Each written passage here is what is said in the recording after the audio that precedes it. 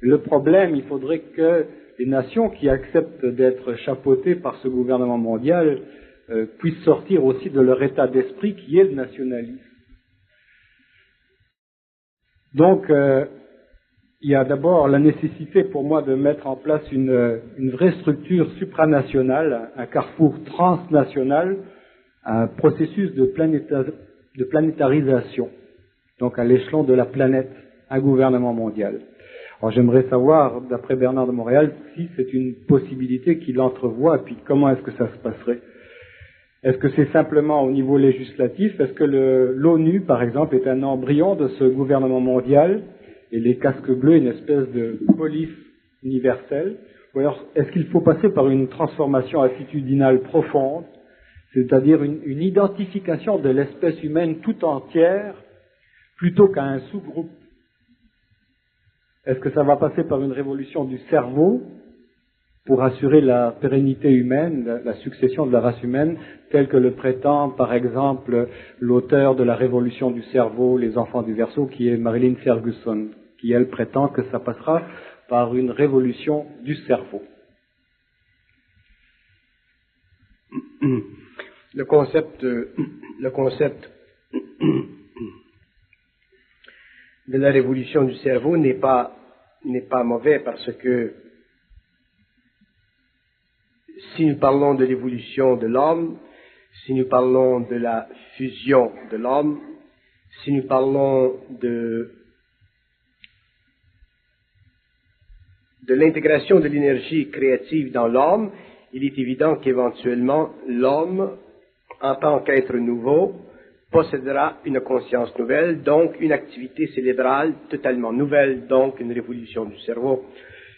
Mais il faut aller plus loin que la contemplation purement cartésienne, philosophique ou clinique de cet aspect de l'homme, parce que si nous parlons de l'évolution du cerveau simplement à partir de la conception que nous avons de sa nature, nous sommes forcés à constater que le cerveau en lui-même, le cerveau matériel, est une industrie physico-chimique qui pourrait être sujet à une mutation. Mais ce n'est pas assez.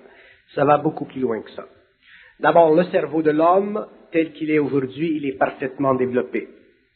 Ce qui manque dans l'évolution de la conscience humaine, c'est l'allumage des cellules. L'allumage des cellules ne peut pas se faire à partir de l'homme lui-même. Autrement dit, une transmutation de cet ordre ne peut se faire qu'à l'intérieur d'un calendrier cosmique, c'est-à-dire à l'intérieur d'une période où des forces psychiques d'un ordre nouveau pour nous, les hommes, descendent vers le plan matériel pour créer dans ce cerveau, dans les cellules, dans les neurones, une nouvelle vibration qui engendre un nouveau motif de pensée, une nouvelle façon de penser, donc une nouvelle conscience.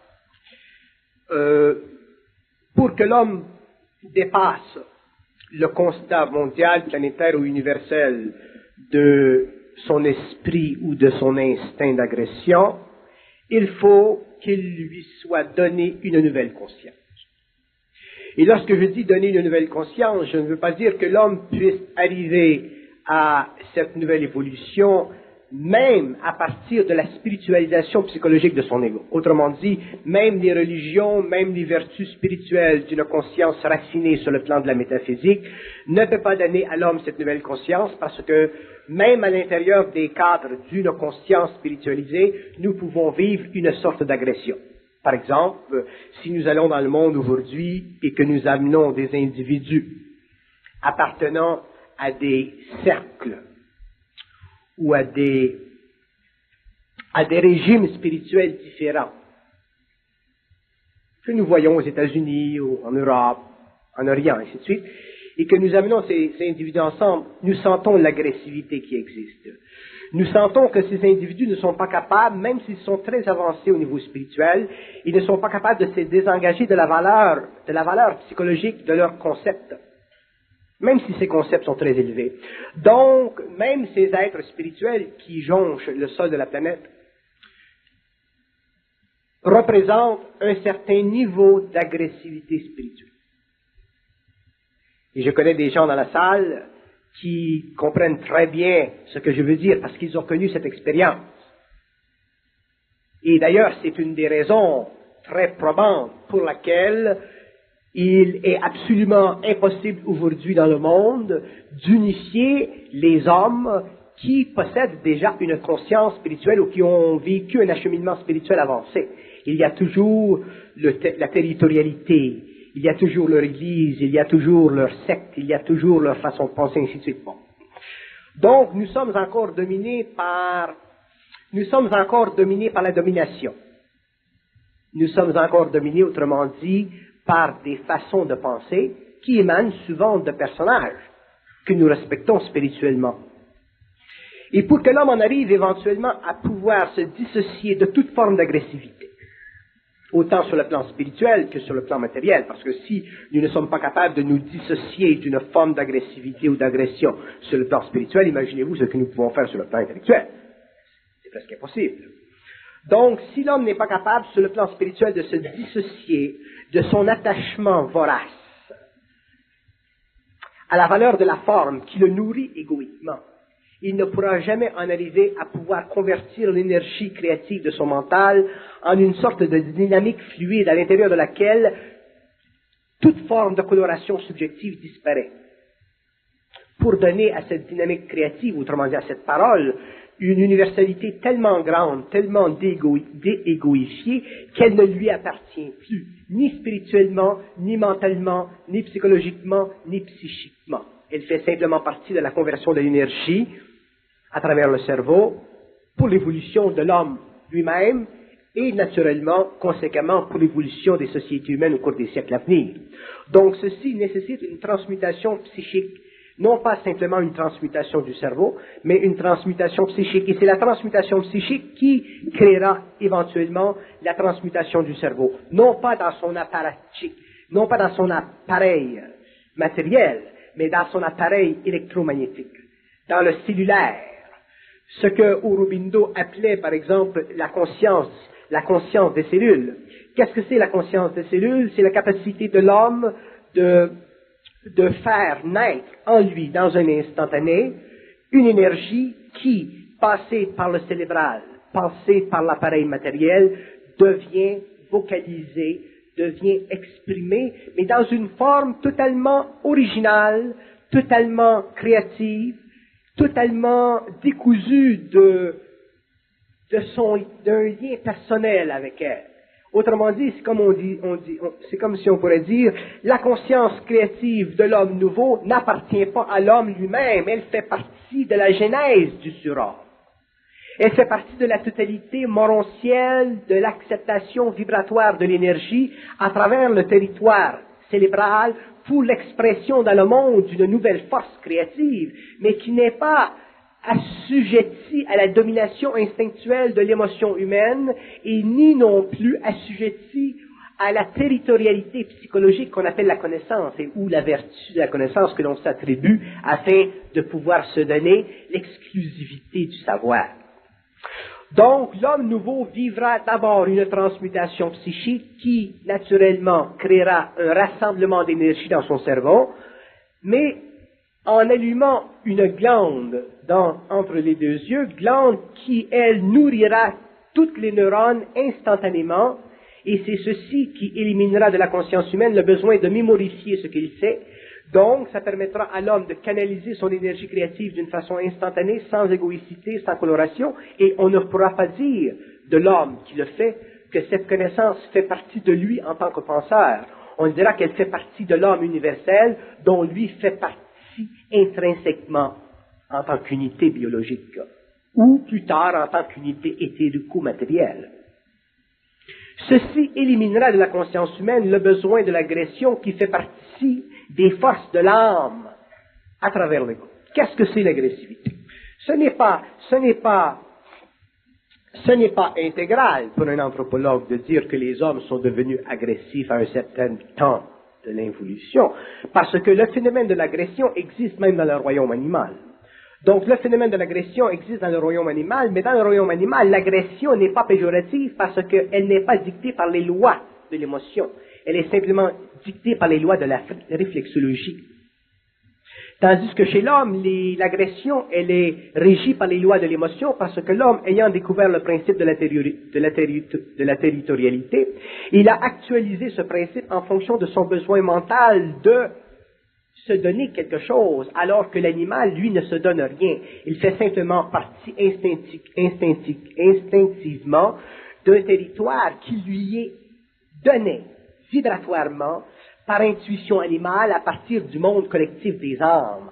Donc ce n'est pas l'animal qui lui-même est agressif, ça fait partie des lois magnétiques de son corps astral d'entrer en conversion instantanée avec la vibration pour donner sur le plan matériel un certain rendement à sa culture animale afin de préserver son espèce. Tandis que l'homme, lui, au lieu de persévérer dans l'éducation sensible de ses sens sur le plan de l'émotivité, il a renvoyé à son intellect ou à son émotivité humaine animalisée la fonction de se donner une territorialité afin de protéger ses avoirs. Ceci fait partie non pas du monde naturel de l'homme, mais fait partie du monde animique à travers l'homme qui s'instruit de son expérience. Autrement dit, si l'homme est devenu irresponsablement agressif, ce n'est pas à cause de la dysfonction de son mental ou de son émotivité, mais c'est à cause de son incapacité de raisonner créativement à l'énergie de l'âme. Donc l'homme a été prisonnier pendant l'évolution des forces de l'âme.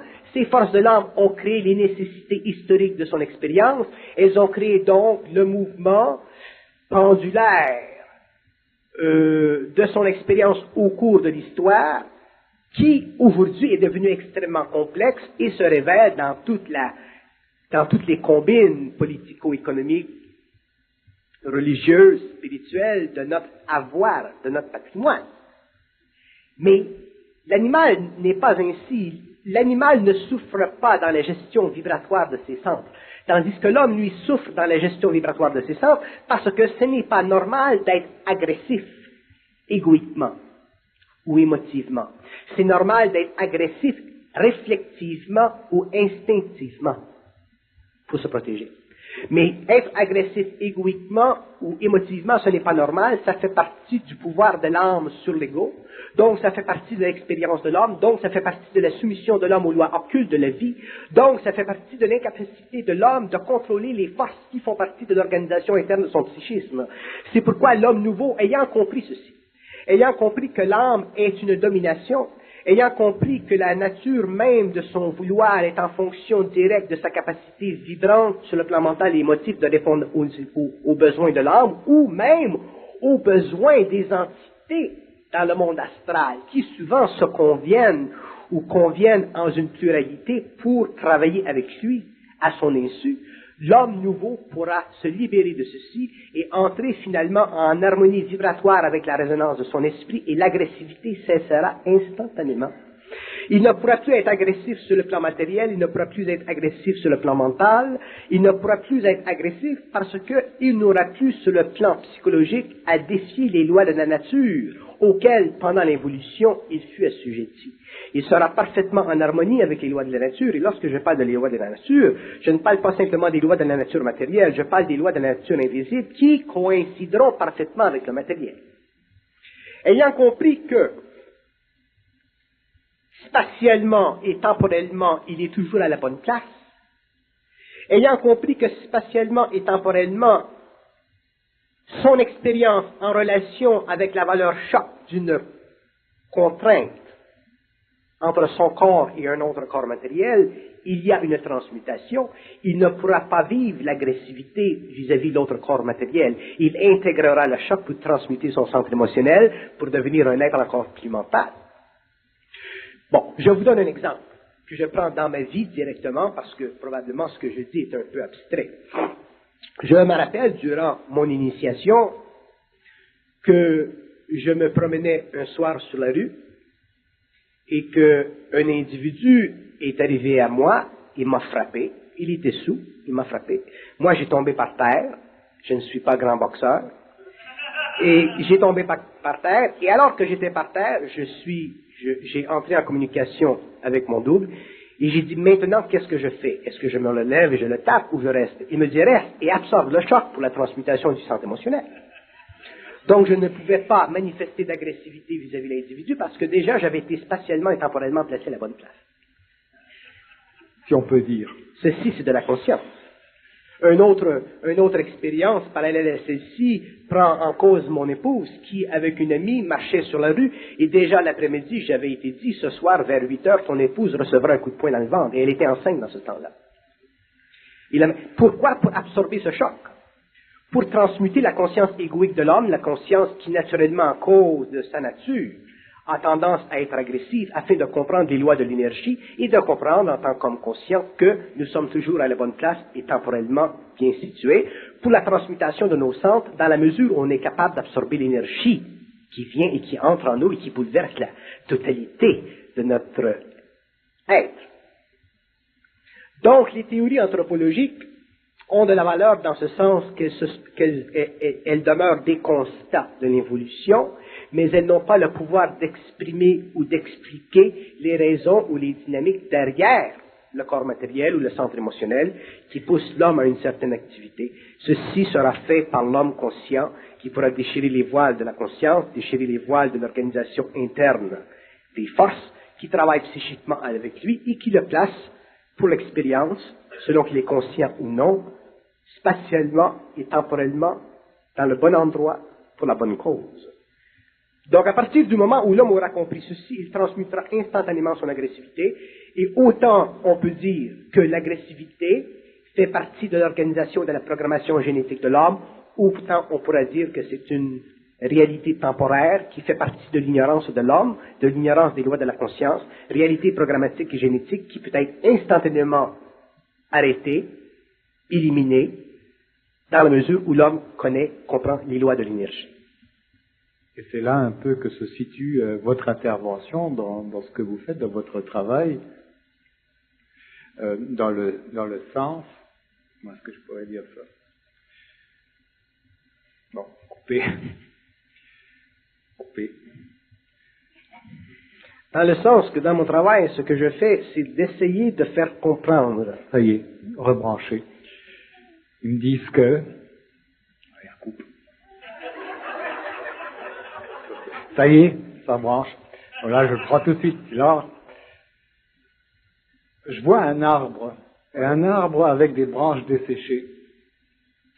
Et ça me dit que vous faites un peu le travail du jardinier, autrement dit un travail d'élagage ou d'émondage, où on coupe les vieilles branches pour faire germer de nouveaux bourgeons, de nouvelles branches. Est-ce que vous comprenez ceci? Oui, ça a beaucoup de sens, parce que l'arbre, il a perdu sa souplesse, il a perdu sa vitalité, parce que nous avons développé trop d'attitudes, nous avons développé trop de mécanismes qui alourdissent notre arbre. Donc, avec la connaissance qui vient de plus en plus dans le monde, nous allons comprendre les lois de l'énergie, donc ceci va nous amener à comprendre les lois du mental, les lois de l'émotion.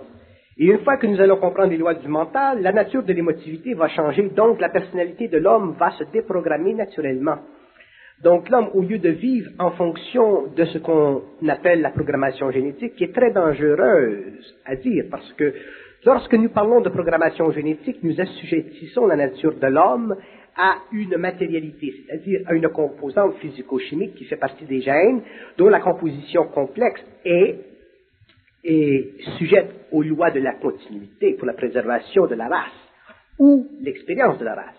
Mais ceci n'est juste que dans la mesure où la programmation génétique de l'homme peut être altérée par le changement vibratoire de ses centres, parce que les chakras de l'homme, les centres psychiques de l'homme, sont les fenêtres à l'intérieur de laquelle ou à travers lesquelles l'énergie cosmique entre pour donner au génétique soit la continuité astrale, la continuité qui est astralement maintenue, ou la discontinuité qui est cosmiquement enregistrée.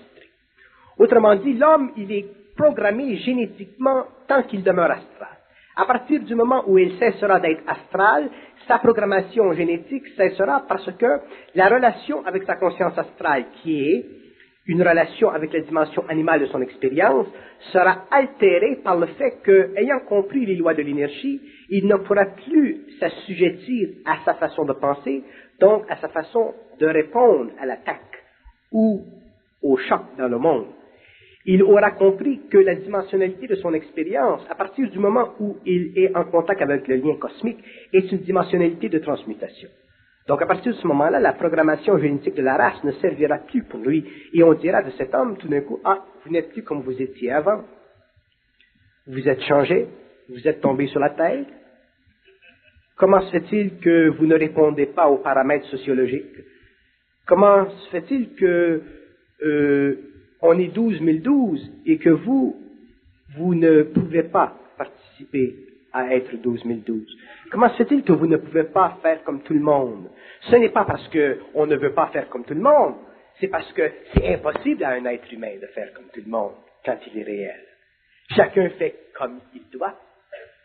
Donc, s'il y a 12 012, mais il y a 12 012 différentes identités, au lieu d'avoir 12 012 personnages faisant partie d'un grand ver de terre qui mange sa queue et qui finit comme étant une boutade à la vraie nature de l'homme. Et votre travail s'inscrit là, ou votre intervention, dans le sens que lorsque vous fracturez continuellement des concepts, que vous remettez continuellement en question des vérités, c'est ce travail d'élagage ou d'émondage que vous... Oui, je suis obligé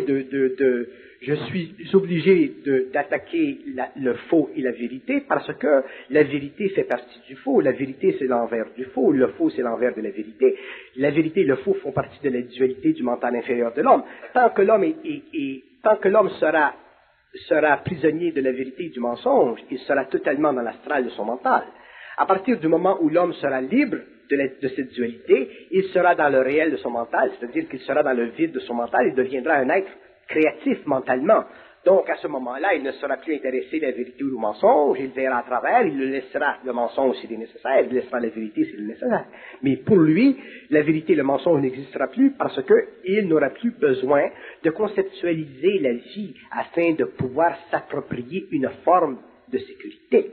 La vie sera lui-même, il sera lui-même vie sur le plan mental, donc étant vie sur le plan mental, il aura la capacité créative de la vie sur le plan mental, et la capacité de la vie sur le plan mental, c'est de faire descendre l'énergie pour lui donner une forme, donc il aura la parole. Donc à partir de ce moment-là, l'homme ayant la parole, il pourra apprendre les choses de la matière ou de l'invisible en parlant, il n'aura qu'à parler, il s'entendra parler, il dira, ah, c'est intéressant ça, ce que j'ai dit. Comme ça. Au lieu de réfléchir, quand il va vouloir le parler, il va se faire couper. S'il se fait couper, c'est parce que son double coupe pour jouer avec l'ego, pour rendre encore l'ego conscient que ce n'est pas lui qui parle, pour l'ego conscient que c'est sa partie cosmique qui parle. C'est pour ça que le double coupe. Quand nous sommes inconscients et que le double nous coupe, on se dit, ah, j'ai perdu la mémoire. Mais quand on est conscient que le double nous coupe, on dit, ah, l'enfant tien, il m'a coupé.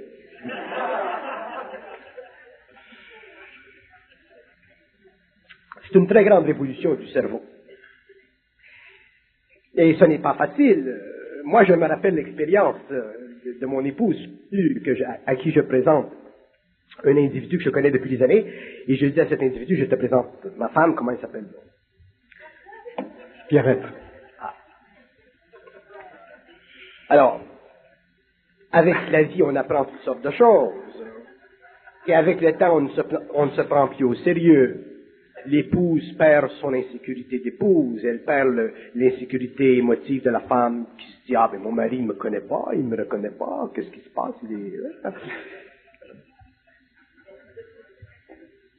Enfin, éventuellement, on devient émotivement libre de ces jeux de l'esprit ou du double à travers l'ego, et à partir du moment où on commence à être libre, c'est là que l'on commence à être créateur, c'est là que l'on commence à pouvoir parler et cesser de penser. Penser, c'est fatigant. C'est terrible. Mais parler, c'est plaisant. On peut parler pendant des jours. Je parlais aujourd'hui intérieurement avec mon double et je disais, quelle est la différence entre l'homme qui pense et l'homme qui communique intérieurement? Il me disait, l'homme qui pense, il n'a aucune conscience de communiquer intérieurement, tandis que l'homme qui communique intérieurement ne peut pas penser. Il sait toujours que ce qui se passe dans son cerveau, c'est de la communication entre lui et son double. Et à partir de ce moment-là, la vie devient très plaisante parce qu'on n'est jamais seul, on ne peut jamais s'ennuyer. Ma femme et ma fille aujourd'hui sont dans le sud et moi je suis ici, je suis tout seul chez moi. Et naturellement, comme ma femme n'est pas là, ma fille n'est pas là et je n'ai pas d'amis dans le coin, à ce moment-là, je parle avec mon double toute la journée. Ça mange pas de pain. Donc je passe des journées agréables. Mais naturellement, si on me regarde à travers la vitre, on va dire, ben, ce gars-là, il est totalement capoté. Mais comme je suis habitué à cette communication interne, je n'ai pas à bouger mes lèvres. Donc, comme je ne bouge pas mes lèvres, bon, je me promène dans la maison comme si j'étais absolument abasourdi, et je suis très conscient de ce qui se passe. Est-ce que vous pensez que l'avènement du supramental pourra mettre en place des structures supranationales? Ça, c'est une question très intéressante en ce qui concerne le gouvernement mondial. Le gouvernement mondial ne pourra pas être formé par les hommes parce que les hommes sont incapables de volonté politique. Le gouvernement mondial sera formé par des êtres qui font partie d'une certaine conscience, qui font partie d'une certaine dimension, des êtres qui ont accès à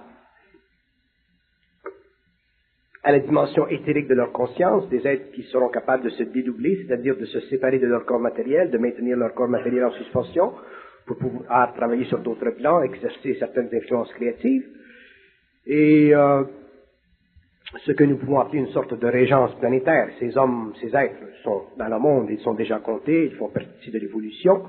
Ces êtres se reconnaîtront dans le temps, ils se réaliseront dans le temps, ils iront dans le temps où ils ont à aller.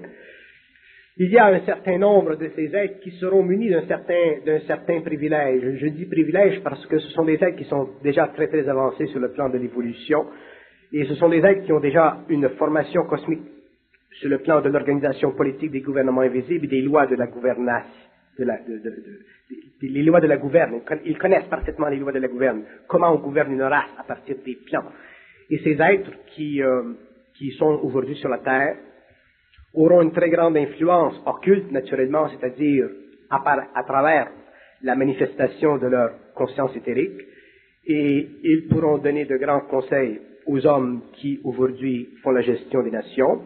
Et ce sont ces êtres en relation avec un autre être qui auront la tâche de créer ou de jeter les fondations extrêmement avancées, extrêmement occultes et extrêmement instantanées d'une nouvelle civilisation qui prendra le monde par surprise.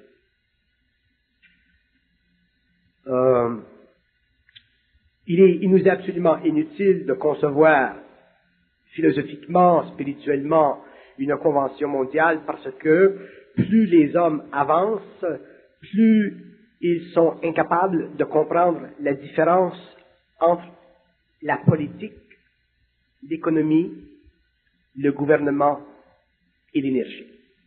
Les hommes ne sont pas capables, ni les capitalistes, ni les communistes ou les sociologistes ou les socialistes, de comprendre que ce ne sont pas les forces sociales qui déterminent l'histoire, comme on a tendance à le croire aujourd'hui, comme beaucoup, et surtout en Russie, on le croit. Ce ne sont pas les forces sociales qui déterminent l'histoire. L'histoire est déterminée par les forces psychiques des hommes, donc des masses, à travers les formes que nous appelons les formes sociales. Et c'est pourquoi, souvent, au cours de l'histoire, nous avons des changements extrêmement rapides, extrêmement instantanés d'une politique. Nous regardons, par exemple, la Chine communiste qui a fait rupture presque totale avec la Russie sous Mao Tse-tung. Ceci est absolument imprévisible selon les lois de la diamatre ou de la dialectique matérialiste russe. Donc, il y a des mouvements dans le psychisme des masses comme des mouvements dans le psychisme de l'individu, souvent des mouvements qui sont extrêmement actualisés à travers des chefs, des Nasser, des De Gaulle, des Kennedy, des Mao Tse-tung. C'est à travers ces hommes-là que ces mouvements d'énergie se manifestent dans une très grande vitalité, parce que ces hommes ont un certain charisme, et le charisme a tendance à magnétiser les foules qui n'ont pas d'identité, et ces hommes ont une certaine caractérologie d'identité. Même s'ils n'ont pas une identité réelle, ils ont quand même une caractéristique d'identité qui se manifeste dans leur charisme, comme par exemple l'ancien Premier ministre Trudeau, que l'on aime le bonhomme ou que l'on n'aime pas, c'est absolument sans importance, mais c'est un type qui effectivement était charismatique, bien qu'il ne l'était pas religieusement. Sur le plan de l'histoire, nous découvrirons à la fin du cycle que de nouvelles forces pénètrent la conscience de l'homme. Moi, j'en suis un exemple, il y en a d'autres dans le monde qui sont d'autres exemples. Chaque homme vit cette descente d'énergie selon sa propre évolution, sa propre capacité mentale, émotive d'absorber ce choc d'énergie, et c'est ceci qui créera la transmutation. Mais avec cette différence que les nouvelles forces de l'évolution seront extrêmement éthérico-cérébrales, alors qu'auparavant, les forces de l'évolution étaient plutôt intuito-psychologiques. Autrement dit, les hommes dans le passé que nous avons considérés grands à cause de leur charisme, les hommes qui ont influencé les arts, la littérature, la politique, l'économie, étaient de grands intuitifs. Donc, ces hommes, à travers leur grande intuition, ont quand même amené l'évolution des sociétés dans un certain virage. Ils ont créé certains mouvements, mais leur intuition a tout de même fait partie de leur propre expérience karmique et aussi a fait partie de l'expérience karmique des nations. Alors qu'au cours de la prochaine évolution, l'expérience de l'homme sera totalement éthérico-cérébrale, de sorte que, pénétré de cette énergie, il ne pourra plus vivre cette énergie en tant que philosophe, en tant qu'artiste, en tant que penseur. Il vivra cette énergie en tant que créateur, c'est-à-dire qu'il sera capable de déplacer éthériquement son corps et de donner à son corps éthérique la capacité d'entrer en contact matériel avec d'autres individus dans le monde, et c'est par la vertu de cette communication, de cette ubiquité, de cette télépathie, de ce magnétisme extraordinaire, qu'ils seront capables d'imposer une nouvelle volonté créative à ceux qui aujourd'hui sont dotés d'une certaine ou d'un manque de volonté créative selon la nature des États qui correspond à leur expérience politique. Invisible, et viendra ensuite l'aspect désocculté d'un gouvernement invisible qui sera sur le plan des masses bien vu, très bien reçu, mais dont la plupart des masses là pourront comprendre l'aspect ultimement cosmique, universel et éthérique. Dans l'Apocalypse, il est dit qu'il y aura une étoile qui tombera du ciel et que cette étoile a pour nom absinthe, donc quelque chose d'amer. C'est cette boisson que buvaient nos aïeux qui leur d'ailleurs faisait tourner la tête. Donc cette étoile tombe sur la terre et pollue toutes les eaux, toutes les mers, etc. Pollue la terre et lui donne ce goût amer. Elle a pour nom absinthe. Et je viens d'apprendre que absinthe, en russe, ça se dit Tchernobyl. Est-ce que ça veut dire que c'est sous l'effet d'un accident, d'un événement planétaire, qu'il y aura un consensus qui va se faire à l'échelon des nations, un rassemblement pour voter un gouvernement mondial? Est-ce que ça prend un choc planétaire, une prise de conscience comme quoi, finalement, il n'y a pas de réelle frontière entre les nations, que l'atome se déplace à travers les airs. Donc il y a lieu de faire un consensus là-dessus. Est-ce que ça peut être suite par exemple au désastre ou à l'affrontement des nations pour des raisons idéologiques religieuses comme au Liban, où on voit toutes ces fractions religieuses s'autodétruire? Les nations doivent vivre le choc d'une certaine réalisation de l'incapacité de l'homme de naître de lui-même. Les nations ont un karma mondial, comme les individus ont un karma personnel. Les individus vivent leur karma personnel en tant que conscience expérimentale jusqu'à temps qu'ils connaissent le début de la conscience et éventuellement la fusion. Les nations sont la même chose. C'est absolument impossible d'empêcher les nations de vivre leur karma parce que toutes les activités des nations, activités dites négatives des nations, sont enregistrées dans les annales. Et tout ce qui est enregistré dans l'astral doit servir à l'expression de certaines forces cosmiques sur le plan matériel pour la transmutation psychologique des masses. Les masses doivent vivre la crise, elles doivent vivre un choc psychologique afin de pouvoir être prêts à recevoir finalement le choc cosmique. Je suis content que vous me demandiez cette question parce que moi-même j'ai souvent demandé comment se fait-il que nous, les hommes, sur le plan matériel, dans notre expérience personnelle, nous sommes obligés constamment de vivre des crises afin d'avancer. Et vous savez, les gens dans la salle, que toute votre vie est une suite de crises. Vous vivez des crises, et avec le temps, vous ajustez, vous commencez à comprendre. En tout cas, j'espère que la plupart des gens, avec les crises, s'ajustent et vous appelez ça au cours des années une certaine sagesse, ainsi de suite. Mais à partir du moment où l'homme devient conscient, il en arrive à ne plus vivre de crise parce que il a complètement contrôlé son esprit. Et lorsqu'il contrôle son esprit, il ne peut plus vivre de crise, parce que la crise est le produit d'une inhabilité de l'esprit d'être en harmonie vibratoire avec le mental, à cause de la séparation de la conscience que crée son état émotif qui est la grande plaie, si vous voulez, de la personnalité humaine. Donc, l'homme est obligé de vivre une crise, à moins de vivre une fusion. S'il vit la fusion, mais à ce moment-là, il va vivre une autre sorte de crise, mais ce n'est pas une crise qui sera détrimentale. Ce ne sera pas une crise qui le plongera dans le désespoir. Ce sera une souffrance énorme qui le plongera dans une vision future de son devenir.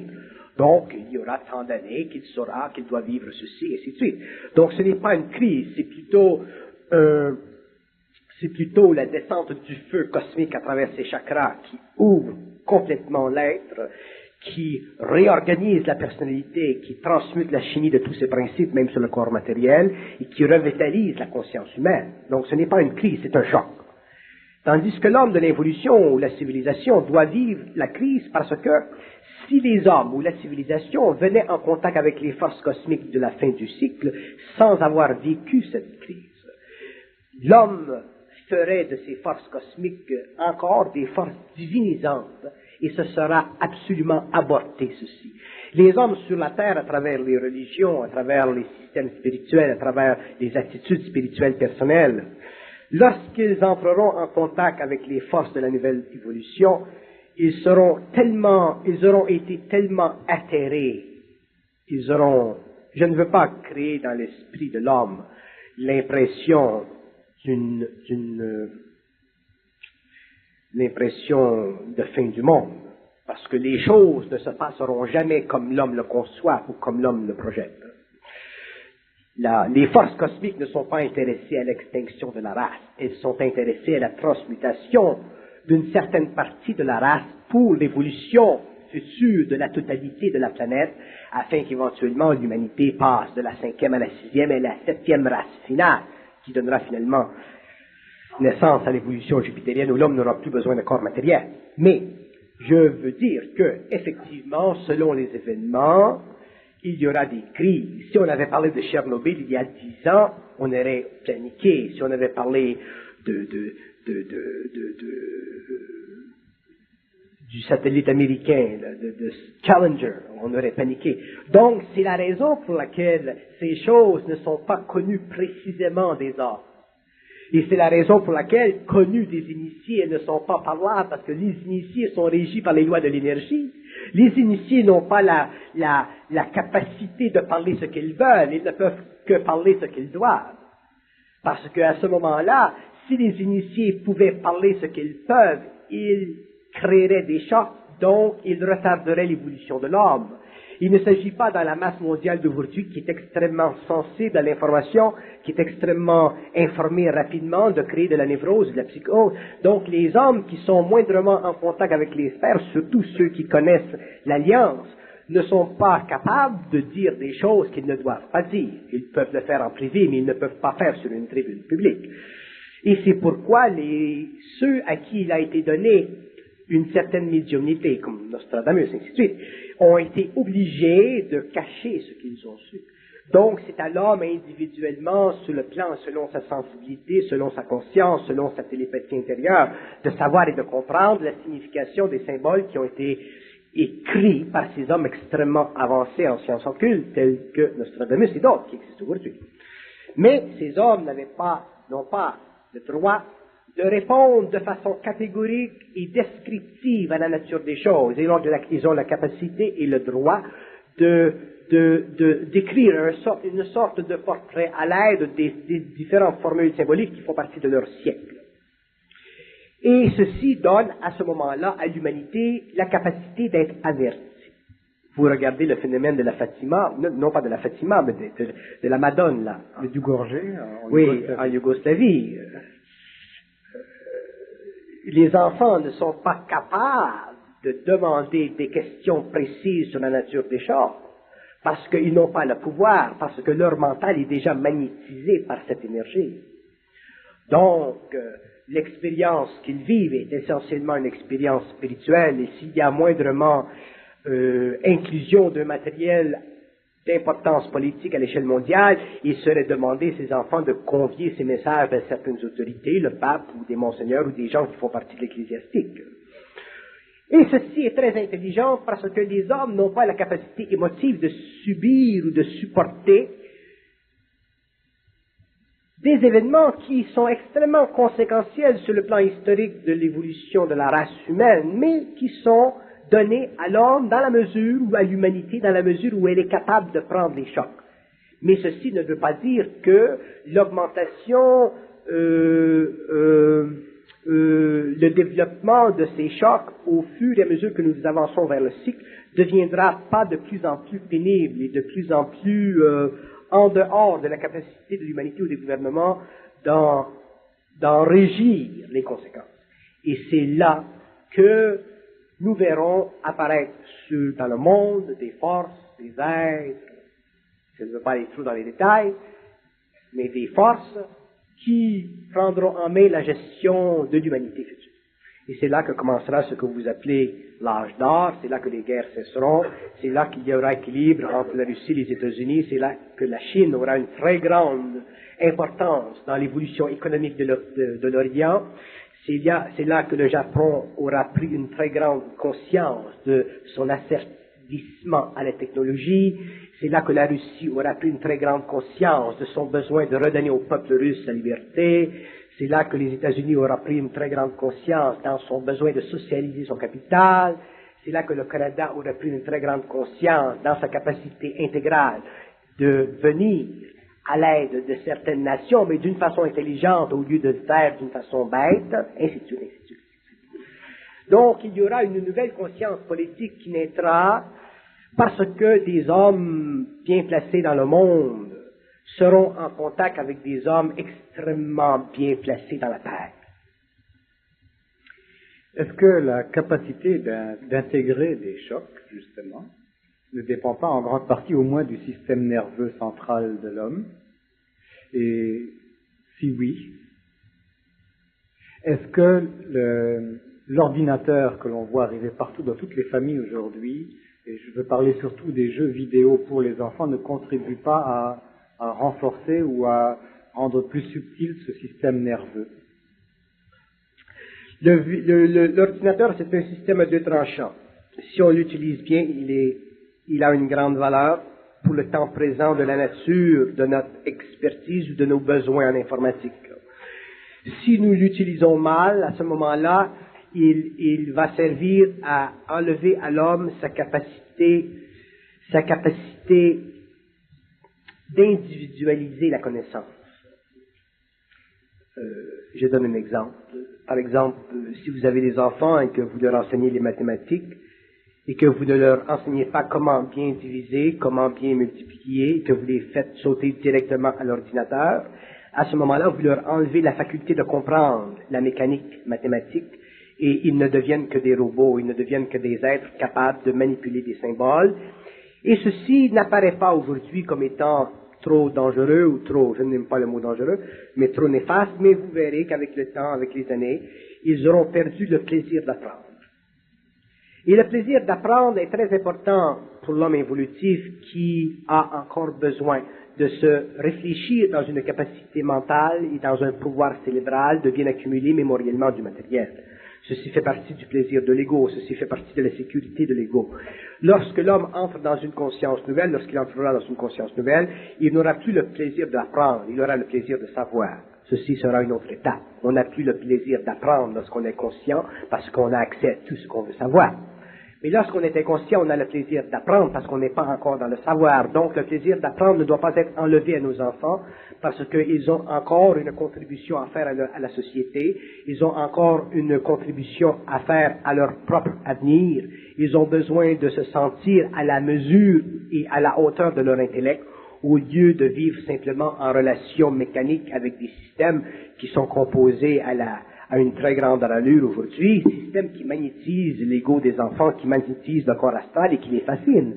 Nous ne devons pas être fascinés par la machine, nous devons simplement l'apprécier, mais elle doit devenir une extension de nous, nous ne devons pas devenir une extension d'elle.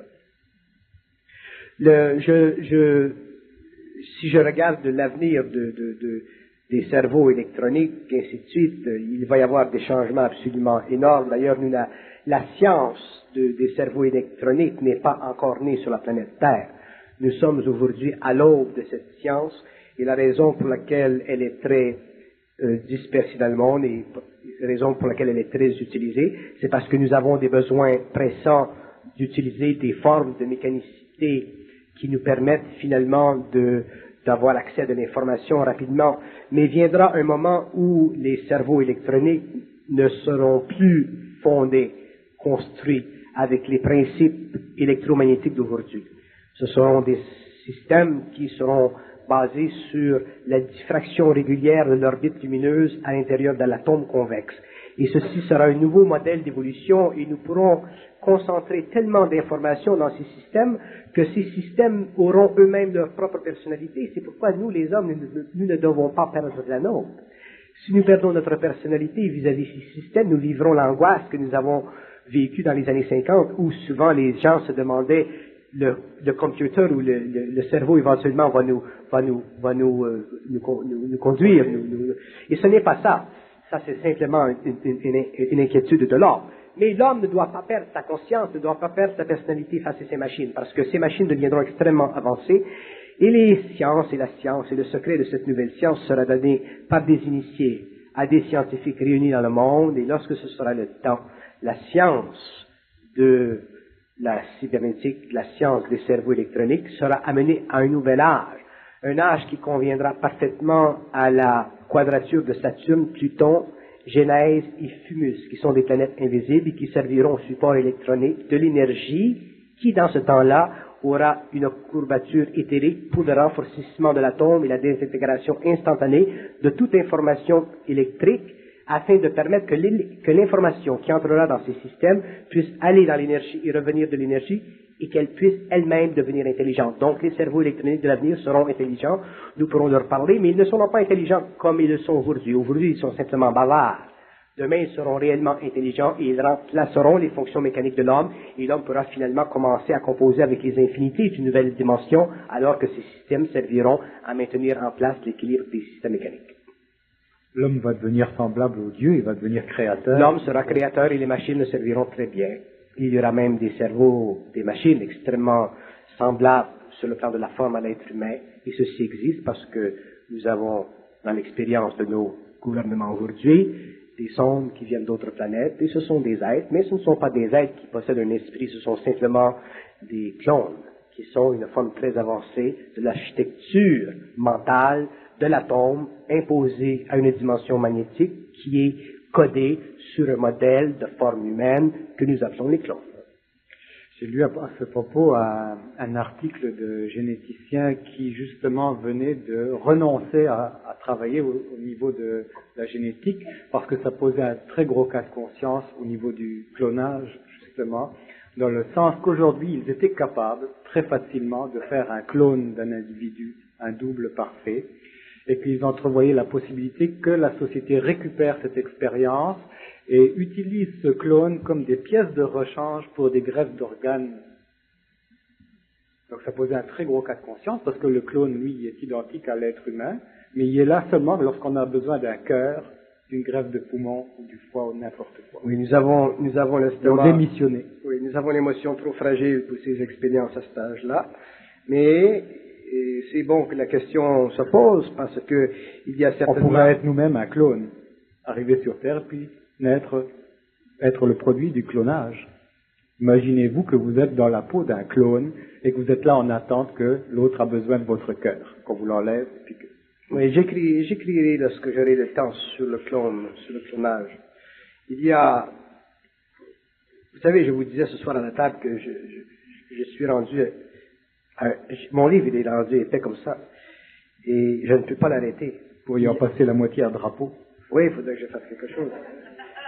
Mais j'ai hâte d'arrêter d'écrire parce que j'ai arrêté les chapitres finalement.